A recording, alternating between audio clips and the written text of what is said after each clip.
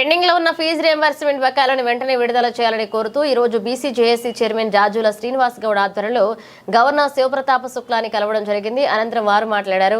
కార్యక్రమానికి BC JAC నాయకులు పాల్గొన్నారు.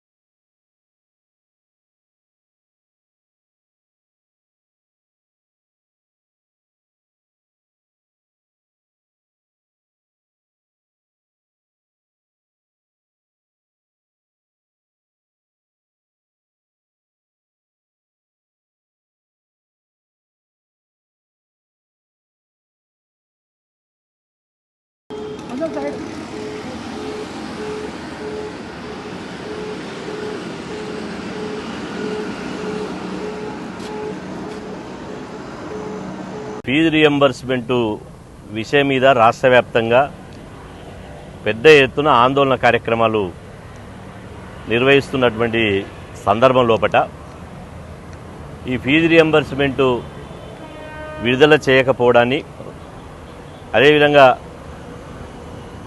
గత పద్ధతిలో ఏ విధంగానైతే ఫీజు రియంబర్స్మెంట్ అమలు చేస్తున్నారో అదేవిధంగా అమలు చేయకపోవడాన్ని, 4 సంవత్సరాలుగా రావాల్సినటువంటి 7,000 కోట్ల ఫీజుల బకాయిలను విడుదల చేయాలని చెప్పి ఈరోజు రాష్ట్ర ప్రభుత్వం మీద ఉద్యమం చేస్తూనే రాష్ట్ర ప్రభుత్వాన్ని ఈ డిమాండ్లు నెరవేర్చే విధంగా ప్రభుత్వాన్ని ఆదేశించాలి అని చెప్పి ఈరోజు రాష్ట్ర గవర్నర్ అయినటువంటి గౌరవనీయులు ఈరోజు శివప్రతాప్ శుక్లా గారిని ఇలా బీసీ సంఘాల నాయకుల అందరితో కలిసి వారితో కలిసి వినతిపత్రం ఇవ్వడం జరిగింది. ఈ 3 పేజీల వినతిపత్రాన్ని గవర్నర్ గారికి మేము సమర్పించడం జరిగింది. గవర్నర్ గారు దాదాపు 20 నిమిషాల సేపు ఈ ఫీజు రియంబర్స్మెంట్ సమస్య మీద మాతో చర్చించడం జరిగింది. ప్రధానంగా గవర్నర్ గారి దృష్టికి మేము ఈ ఫీజు రియంబర్స్మెంట్ సమస్య మీద వారి దృష్టికి తీసుకుపోవడం జరిగింది. ఇవాళ 2008లో బీసీ సంఘాలు చేసిన పోరాట ఫలితంగా 2008లో అప్పటి కాంగ్రెస్ ప్రభుత్వం ఫీజు రియంబర్స్మెంట్ స్కీమ్ పెట్టింది. 2008 నుంచి 2014 వరకు తెలంగాణ రాష్ట్రం రావడానికి ముందు వరకు ఈ ఫీజుల రియంబర్స్మెంటు ఇవాళ పథకం పూర్తిగా అమలు జరిగింది. దీంతో అప్పుడు ఒక విద్యా విప్లవం వచ్చింది. చాలామంది ఇంజనీర్లు అయ్యారు, డాక్టర్లు అయ్యారు, పేద విద్యార్థులు ఐఏఎస్లు అయ్యారు, ఐపీఎస్లు అయ్యారు. తెలంగాణ రాష్ట్రం వచ్చిన తర్వాత ఈ ఫీజుల రియంబర్స్మెంట్ను నీరుగార్చేటువంటి కార్యక్రమం చేశారు. గత బీఆర్ఎస్ ప్రభుత్వంలో 10,000 ర్యాంకు నిబంధన పెట్టారు. ప్రతి సంవత్సరం ఇవ్వాల్సినటువంటి ఫీజు రియంబర్స్మెంట్ బకాయిలను ఇవ్వకుండా చేశారు. ఆ తర్వాత కాంగ్రెస్ ఇవాళ మేము అధికారంలోకి వస్తే మొత్తం ఫీజులు ఇస్తాం, ఫీజుల బకాయిలు ఇస్తాం, 10,000 ర్యాంకు నిబంధన ఎత్తివేస్తామని చెప్పి కామారెడ్డి డిక్లరేషన్ ద్వారా హామీ ఇచ్చి అధికారంలోకి వచ్చింది. కాంగ్రెస్ వచ్చి 3 బడ్జెట్ ప్రవేశపెట్టింది. అయినా కూడా 3 బడ్జెట్ ప్రవేశపెట్టినా కూడా చిల్లి గవ్వ కూడా ఫీజుల రియంబర్స్మెంట్కు నిధులు విడుదల చేయలేదు అని చెప్పి మేము గవర్నర్ గారి దృష్టికి తీసుకుపోయాం. గవర్నర్ గారు చాలా ఆశ్చర్యం వ్యక్తం చేశారు. ఇంత అన్యాయం జరుగుతుందా అన్నట్టు మా వైపు చూశారు. వారి పక్కనున్నటువంటి గవర్నర్ గారి సెక్రటరీ గౌరవనీయులు దానకిషోర్ గారిని అడిగి, ఇది నిజమా, అసలు ఏం జరుగుతుంది ఈ తెలంగాణ రాష్ట్రంలో, చదువుకునేటువంటి పేద పిల్లలకు ఫీజు రియంబర్స్మెంట్ ఎందుకు ఇవ్వడం లేదు అని చెప్పి వారి సెక్రటరీని వాకప్ చేశారు. ఈరోజు ఫీజు రియంబర్స్మెంట్ వల్ల విద్యార్థులు 14 లక్షల మంది పేద విద్యార్థులు వాళ్ళ జీవితాలు రోడ్డున పడ్డాయి సార్. వాళ్ళు ఒకవైపు ప్రభుత్వం ఫీజులు చెల్లిస్తుంది, ఇంటికాడ ఆర్థికంగా ఫీజులు కట్టే స్తోమత లేక ఇంటి దగ్గర నుంచి వచ్చి ఇవాళ ప్రభుత్వం మీద ఆధారపడితే ఒకవైపు ప్రభుత్వం ఫీజులు చెల్లించడం లేదు, ఇంకొక వైపు కాలేజ్ యజమాన్యాలు పరీక్షలు రాయనియడం లేదు, హాల్ టికెట్ ఇవ్వడం లేదు. ఒకవేళ పరీక్షలు హాల్ టికెట్ అయిన తర్వాత కోర్సు పూర్తయిన ఒరిజినల్ సర్టిఫికేట్ ఇవ్వడం లేదు అని చెప్పి గవర్నర్ గారి దృష్టికి తీసుకుపోయాం. 9 మంది విద్యార్థులు ఆత్మహత్యలు చేసుకున్న సంగతి గవర్నర్ గారు చెప్పాం. అదేవిధంగా చాలామంది వేల మంది విద్యార్థులు ఈ ఫీజులు కట్టలేక స్విగ్గీ, జొమాటో, ర్యాపిడో వంటి పార్ట్ టైం జాబులు చేస్తున్నారు.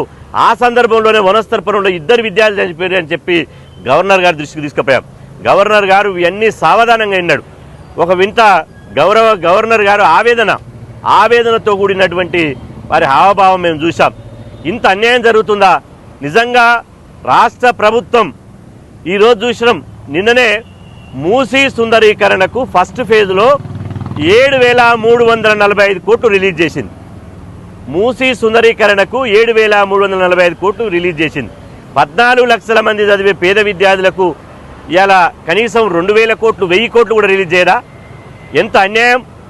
ఈ ప్రభుత్వం మేము అదే చెప్పాం, మూసీ సుందరీకరణ ఎవడు అడిగిండు, దానికోసం 7,345 కోట్లు రిలీజ్ చేశారు సార్ అని చెప్పి గవర్నర్ గారికి చెప్పాం. అదేవిధంగా ఇవాళ ఫ్యూచర్ సిటీ పేరుతోటి 1,000 కోట్ల రూపాయలు ఇవాళ వృధా చేస్తున్నారు. అనేక రాష్ట్ర ప్రభుత్వం కాంట్రాక్టర్లకు 72,000 కోట్లు కాంట్రాక్టర్లకు ఇచ్చారు. ఈ విషయాలన్నీ గవర్నర్కు పూసగుచ్చినట్టు చెప్పాం. గవర్నర్ గారు చాలా సావధానంగా విన్నాడు, వాకబు చేశాడు. వారు ఆవేదన కూడా వ్యక్తం చేశారు. నిజంగా ఖచ్చితంగా నేను ప్రభుత్వాన్ని పిలిపించి నేను చర్యలు తీసుకుంటా.